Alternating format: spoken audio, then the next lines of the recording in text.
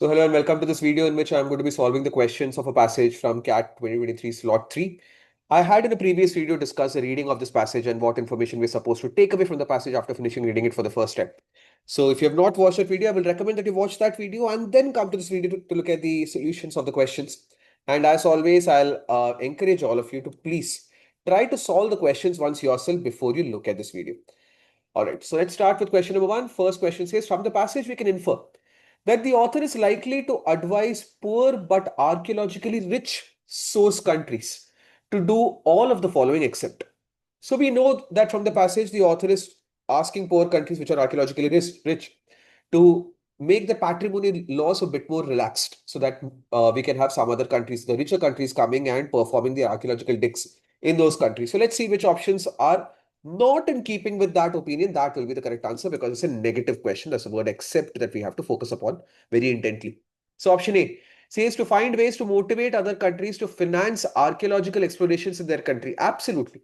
This is what the author is advocating for, that let the rich countries come and help you out in these kind of archaeological discoveries. B says allow foreign countries to analyze and exhibit the archaeological finds made in the source country.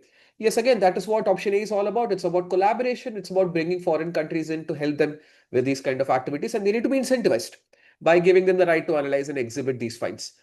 C says adopt China's strategy of dropping its cultural property laws and carrying out archaeological research through international collaboration. Absolutely. This is also being said. This example is being given, in fact, to make the point that the author is making in the last paragraph. So C also the author will recommend. Let's see if D is the correct answer. D says fund institutes in other countries to undertake archaeological exploration in the source country, reaping the benefits of cutting edge techniques.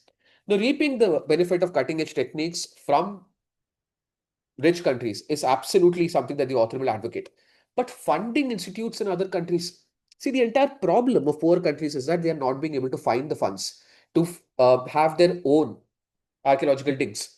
So the author is actually recommending patrimony laws to be relaxed so that these countries can be facilitated by other rich countries which can afford to spend in archaeological digs in their countries. So the entire solution is about the financial issue. So if the poor countries already have the finances to fund digs, then why do they need to fund institutes which are present in some other countries? This doesn't make sense at all. This has not been indicated either in the passage, and that's why D is clearly the correct answer for question one. I will put this in the category of an easy question. Question number two says it can be inferred from the passage that archaeological sites are considered important by some source country because they. Very simple question. In fact, first option A says give a boost to the tourism sector. That is why archaeology is important, because if we give a boost to the tourism sector, it will also promote cultural pride. These are the only two things which are being mentioned inside the passage with respect to importance of archaeological digs in the source country. So A is clearly the answer. In fact, if you look at the remaining options, directly wrong answers. Are a symbol of Western imperialism. They are. Like if say the countries which actually steal it from these countries and then display it in museums in the Western world, then that is a symbol of Western imperialism, but that does not make it important for the source countries.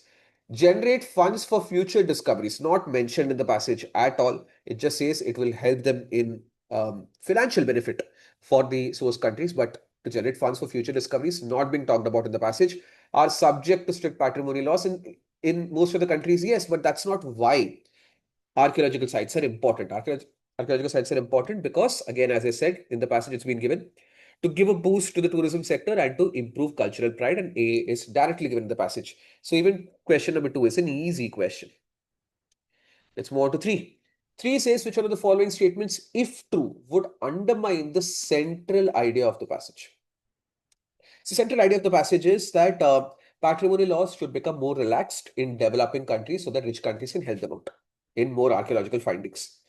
So keeping that in mind, let's look at option A, and we have to undermine that no, they need not relax the patrimony laws. They should keep the patrimony laws strict. That is what would undermine the central idea of the passage. Now, option A says affluent archaeologically rich source countries can afford to carry out their own excavations. The most important word in this option to focus upon is the word affluent. Had option A said that poor countries, poor archaeologically rich countries can afford to carry out their own excavations, and probably the primary idea of the passage would have been undermined. But affluent means rich countries, and the author is not making this recommendation for rich countries at all. He's talking about developing countries to reduce or relax the patrimony laws. That's why A is not the correct answer. B says museums established in economically deprived, archaeologically rich source countries can display the antiques discovered over there. This the author is acknowledging. The author, in fact, wants them to do that in order to promote tourism. So this the author is agreeing with, and yet his idea holds to make patrimony laws a bit more relaxed, and that's why B is not the correct answer. C says Western countries will have to apologize to countries for looting their cultural property in the past century. The author will actually probably agree with this, that they need to apologize. And yet the author is asking them to relax the patrimony laws so that more archaeological findings can happen, even if C happens. To promote future archaeological findings, patrimony laws have to be relaxed, so C also does not undermine the author's conclusion.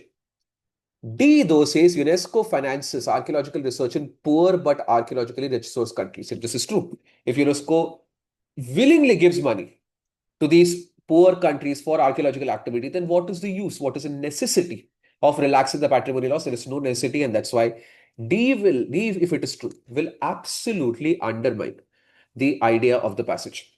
Now, because it's a critical reasoning question, so I will put it under easy to moderate, and because small words like affluent we have to focus upon. Um, and I think even option B and C can be a bit confusing for people, so I'll put this under easy to moderate category. Last question of this exercise, which one of the following statements best expresses the paradox of patrimony laws? Let me explain the meaning of this word paradox. A paradox is when something is happening, but opposite of that is actually expected. Then that's a paradox. That you are doing something to achieve something, but actually the opposite of that thing is happening. Then that's a paradox which is existing. Question is asking what is the paradox of patrimony law. So we already can understand from the passage that patrimony laws are paradoxical because it's supposed to protect the source country from getting their artifacts getting stolen. But because the patrimony laws are so strict that nothing is being found. If nothing is being found, what can get stolen? So that is what is a paradox. So it's supposed to protect the source countries, but it is also disadvantageous to those same source countries. So let's see which option best explains this paradox. A says they were intended to protect cultural property. In fact, if you look at all four options are saying the same thing. They were intended to protect cultural property. They were aimed at protecting cultural property. So first half of the options are not going to help us differentiate between the right and the wrong answers. The second half is what is different in every single option. So that is what is going to help me determine which is correct and which is not. So let's focus on the second half. First half is all that the laws, the patrimony laws, are specifically made to protect the cultural and the archaeological property of the source countries. But what does it ending up doing? First option saying, but instead resulted in neglect of historical sites. Not mentioned in the passage. Neglect of historical sites. They're not being neglected, but just that no activity is happening there. It's not like there's a historical site which has been already found and then people are neglecting it. No, historical sites have not even been found. So question of neglect doesn't even come up. That's why A is not the correct answer. B says, but instead reduced business for auctioneers like Sotheby's. This is actually true. This is happening. That auctioneers like Sotheby's are losing business because no more archaeological activities happening in those countries, but that's not a paradox. That is an intended outcome of these patrimony laws. That why should auctioneers like Sotheby's benefit from the source country's artifacts? So B is not the paradox. B is an intended outcome of these laws. C says, but instead reduced new archaeological discoveries. This is what the passage is about. So C is most likely the correct answer. But let's look at D. D says, but instead resulted in the withholding of national treasure from museums.